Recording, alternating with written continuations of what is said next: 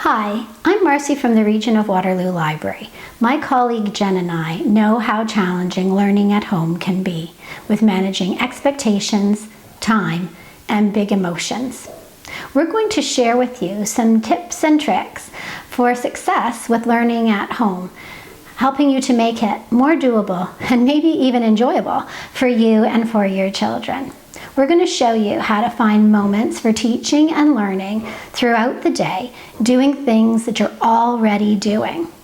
But before we share those tips and tricks, we need to set the stage for success. And that means getting organized by gathering a few tools for teaching and learning so that they're at the ready when we need them. Of course, it's really nice to have a photo-worthy student study space to share on your social media, but the reality is that your children want to be where you are. And where are you? In the kitchen, in the playroom, tidying up somewhere, or getting something done. So we think it might be helpful to gather a tote or shoebox full of materials that you can use for learning wherever the learning might happen. The moment's lost if you have to spend time searching for a sharp pencil or a clean piece of paper.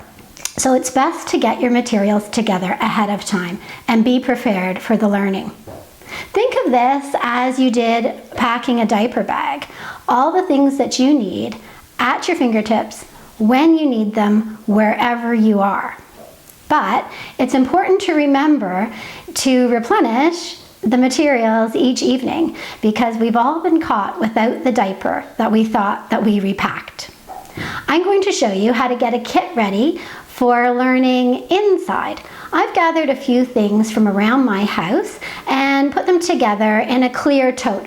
You could use a canvas bag or a shoebox. None of the things I've gathered are earth-shaking, but they are things that you'll be able to use on a day-to-day basis. I've gathered some different kinds of paper in different sizes and different textures. I've got a measuring tool. This could be a tape measure or a traditional ruler. I've got some crayons for coloring.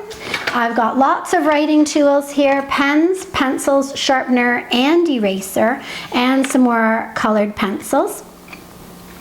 I've got scissors. And you might have noticed that I'm using takeout storage containers. Whatever works for you is what's going to work.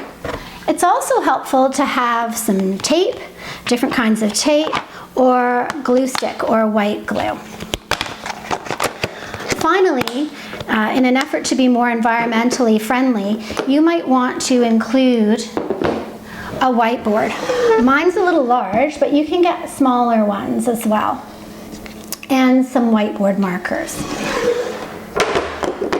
In your kit, you're also going to want to include a sock. And everybody has a single sock at the ready.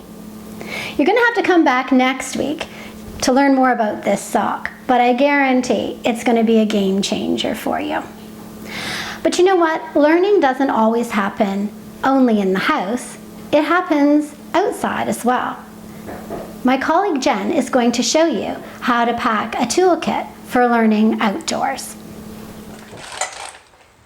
Thank you, Marci. Hi, I'm Jen from the Region of Waterloo Library. Welcome, welcome. So, as Marci mentioned, we are talking today about toolkits. So, if you find yourself learning from home this year with your children, not really sure where to start, this is a great place. Start with the toolkit, get prepared this week, tackle next week easily.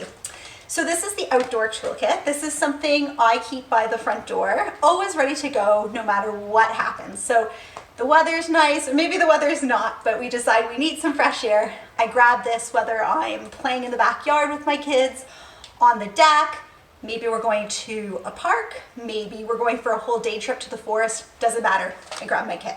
So let's take a look inside and see what's there.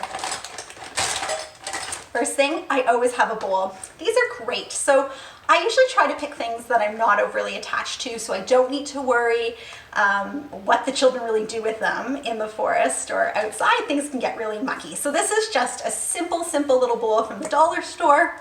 Can get really dirty, rusty, that's fine. We just wash it off and play with it again. So that's Number one. Number two, a glass jar. So you're looking for a glass jar, not necessarily like a mason jar that's bumpy. You need to find a jar that's nice and smooth on the side, okay? So one little jar per child. I usually take a spoon or a shovel. So this time it's a spoon, something nice and sturdy to dig with. A notepad. Or if you have a little clipboard, those are awesome and there's so many things you can do with them. But if you can't find one, no worries, don't get stuck. Just grab the easy notepad.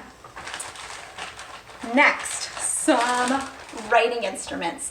So it doesn't really matter what it is, but I do recommend something with color, and we'll touch more on that soon. A pair of scissors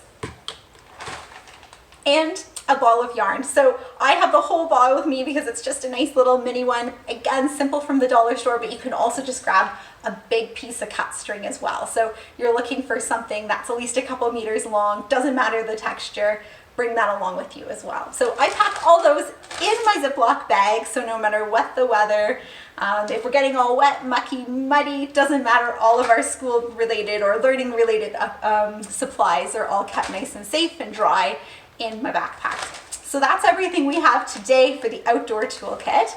I hope that you will be joining us again next week as we explore in and around the kitchen and find lots of great learning opportunities there.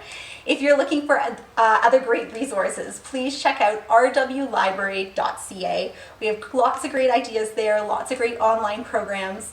We also have an awesome fall challenge, everything literacy based for your family to learn all in one place. Lots of great little ideas and tricks up our sleeves there too. So thank you so much, and I hope to see you again next week. Bye for now.